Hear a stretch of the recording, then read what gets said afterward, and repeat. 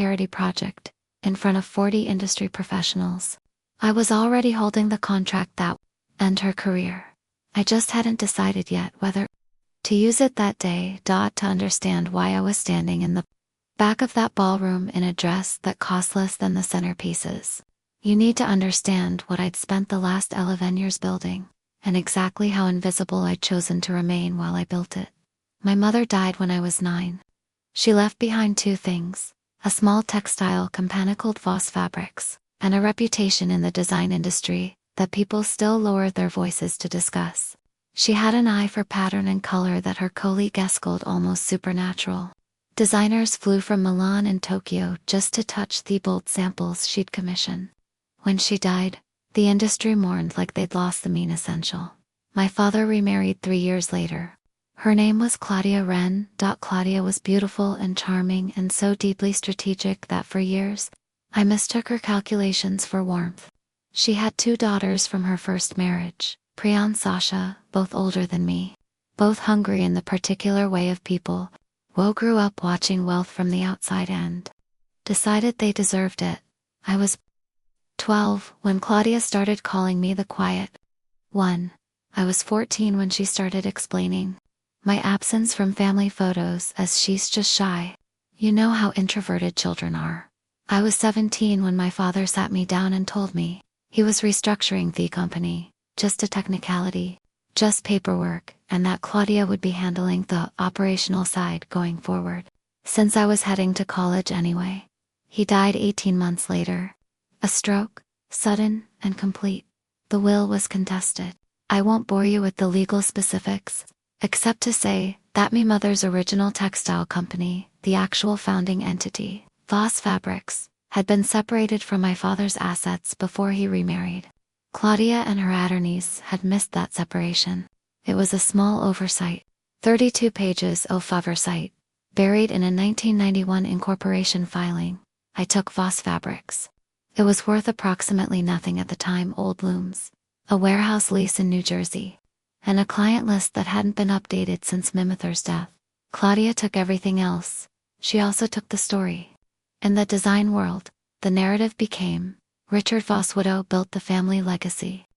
His daughter from the first marriage got the name Boutant the talent. I let that story stand, because I was already building something else. ***. The design industry runs on relationships and reputation. I understood that at 18, sitting in a textile warehouse that smelled like machine oil, and my mother's handwriting in the sample logs. I understood that I had the name, the original comp, and 11 years of watching Claudia work every room she walked into. What I lacked was visibility. I decided not to fix that. Instead, I registered a second company, Meridian Textiles, a trade supplier, sourcing, custom fabrication, specialty weaves. No public face, no showroom, no Instagram presence, just a phone number, a catalog, and a reputation built entirely through word of mouth between designers who cared about fabric quality more than brand prestige. By the time I was 20, Meridian was supplying 12 of the top 15 interior design firms in New York. None of them knew who owned it. I had a director of operations named Paul who handled client calls and meetings. I worked from the warehouse. I wore jeans and drove a 10-year-old Subaru in a Telenge at my desk. Claudia, meanwhile, had transformed my father's assets into a lifestyle brand. Voss Home high-end interior design services, leveraging my mother's name, my family's history, every story that should have been mine. She had a flagship showroom on Madison Avenue, a presence at every major design event, and a talent for attaching herself to wealthy clients and the social infrastructure around them. Her daughters had grown into the operation. Priya ran business development. Sasha managed client relations. Together, the 3 of them had built something genuinely impressive, built on a foundation they had no right to, but impressive nonetheless. For years, I watched from the periphery. I attended industry events as a supplier. Dia was introduced as Diana Voss from Meridian. Nobody connected the last name. Or if they did, they assumed I was a distant relative, someone adjacent to the real family. I let them. The decision to surface, to finally let the truth become visible, wasn't driven by It was driven by what I found on a Thursday afternoon in February, going through an invoice dispute with one of my oldest clients. The client was a firm called Hartwell Studio. They'd been buying from Meridian for 6. Their lead designer, a woman named Tomoko, called me personally about a billing discrepancy. "Diana, I have to tell you something strange," she said. "Voss Home approached us last week. They want to replace our textile sourcing. They showed us samples, and Diana, they're your samples. They're Meridian fabrics, photographed from our installation, rebranded with their label." I asked her to send me the images. She did. I sat in my warehouse office for a long time, looking at photographs of fabric I had woven, installed in rooms I had helped design, stamped with a name that was my author's, and had been taken from me. It wasn't the theft that decided me. It was the conversation Tomoko mentioned afterward. She'd asked the Voss Home representative where the fabric was sourced. The representative, Priya Tomoko, confirmed, had smiled and said, "We manufacture in family operation. It's been in the Voss bloodline for generations." Asterisk, asterisk, I thought about my mother's handwriting in those sample logs. The careful notation of fiber ratios, thread counts, the specific vocabulary of someone who understood textile at a level most people never reach. I thought about the years I'd spent learning everything she knew from people who remembered her. I thought about through her house that smelled like her work, still producing, still alive, just invisible. I opened my laptop and called Paul. "Pull every Voss Home delivery address for the last 3 years," I said. "Cross-reference with our client installations. I want to know exactly how many off their showroom samples came from our looms." He called me back in 2 hours. The number was 47 pieces of Meridian fabric, installed in Voss Home projects, presented as proprietary Voss Home product. I had invoices for all 40. I had delivery confirmations. I had chain of custody for every bolt that I had been documenting everything for 11 years. I called my attorney that same evening. Her name was Margaret Chen, a woman I'd hired specifically because she was the best intellectual property litigator in New York and had no social overlap with the design world Claudia inhabited. "We have enough to file," Margaret said. After I walked her through everything: traitorous infringement, misappropriation of proprietary materials, false provenance. "The bloodline statement alone is actionable. I don't want to file yet," I said. A pause. "Then, what do you want?" "I want to be in the room when she finds out who I am." Asterisk, asterisk, the New York Design Council held their annual gala every March at the Park Avenue. It was the industry's most visible event, the kind of evening where signed between courses and reputations, were made or destroyed in the time it took to cross the room. Claudia had won the Aldrich Award, the industry's highest honor, twice. She was nominated for a 3rd time that year.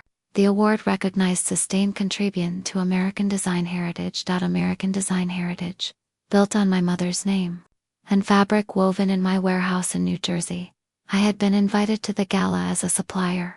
Meridian Textiles, Table 42, Northback. I had attended every year for 6 years, as exactly that.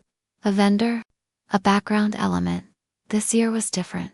3 weeks before the gala, I made a phone call to the Design Council's I introduced myself as Diana Voss, founder of Voss Fabrics, the original company, incorporated 1987 by Eleanor Voss, my mother.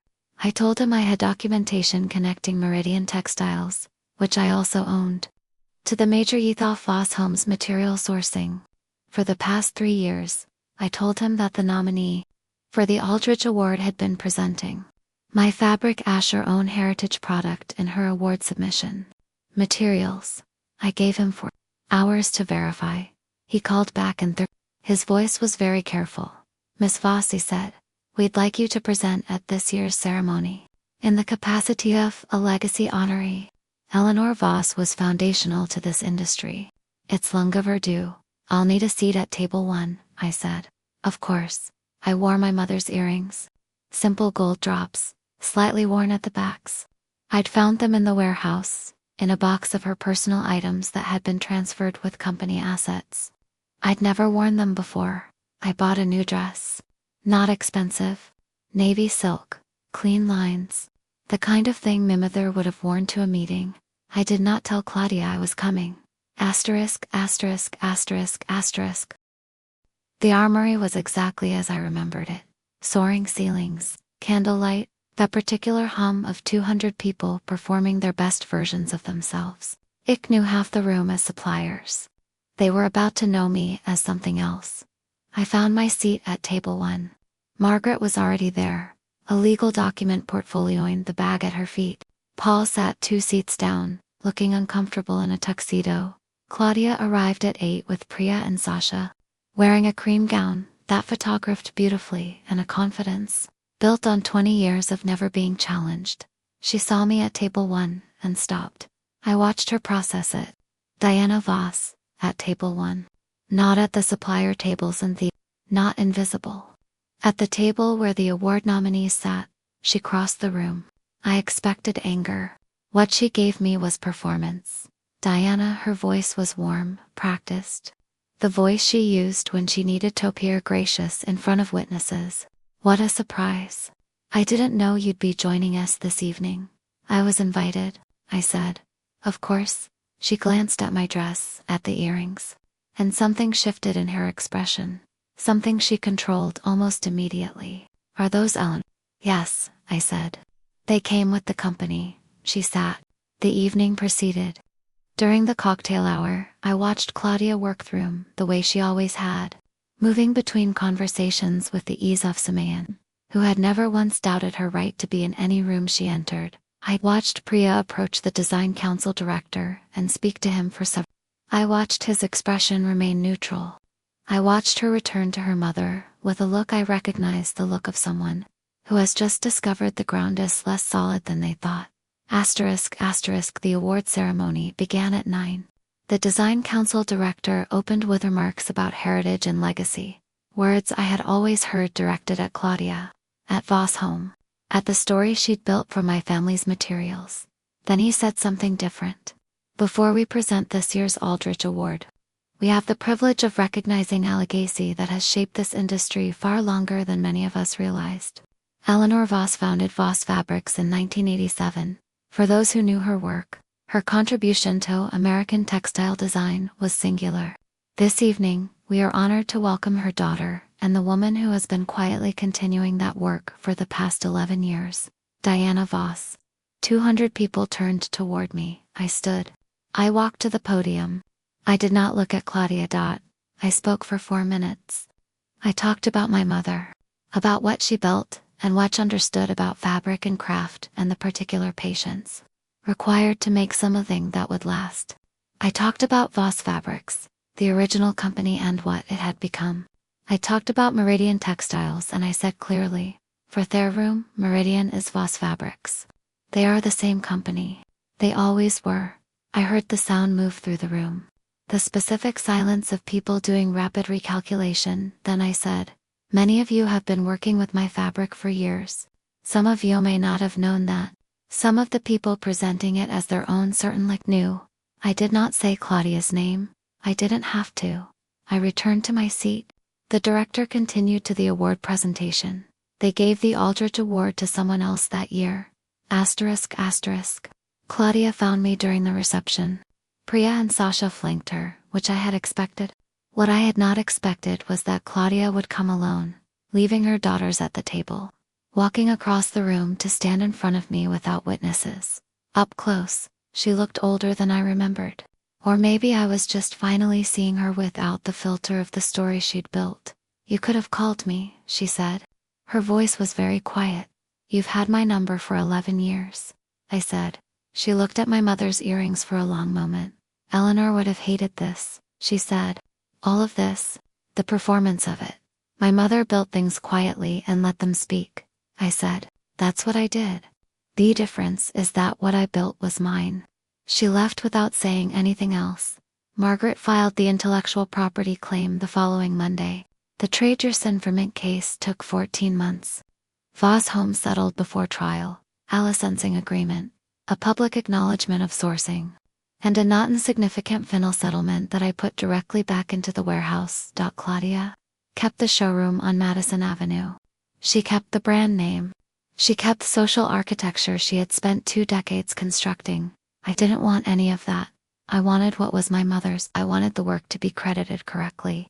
I wanted the people in that room to know that the fabric they had been admiring for years, the texture and weight and particular quality of it, came from a warehouse in New run by a woman they had spent a decade calling the quiet one. I got that. Asterisk asterisk, I still work from the warehouse. I still eat lunch at my desk. The looms my mother bought are still running, newer ones alongside them now. Better technology. Make something that lasts. Don't build faster than you can build well. Paul still handles most of the client calls, though more of them ask for me now. Word traveled, the way it does in industries built on reputation.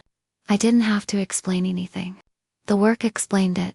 Someone asked me once if I regretted waiting so long. 11 years of invisibility. 11 years of watching someone else, or my family's name like a coat they'd found on the floor. I thought about it honestly. The waiting wasn't patience. It wasn't strategy. Exactly. It was the understanding that moment I surfaced, without something solid to stand on. I would just be the difficult daughter, the one making scenes, the one who couldn't let go. I needed the work to be undeniable first. I needed 11 years of invoices and delivery conversions, and a reputation built on nothing but quality. My mother understood that. She built the same way. Some things take the time they take. Asterisk asterisk,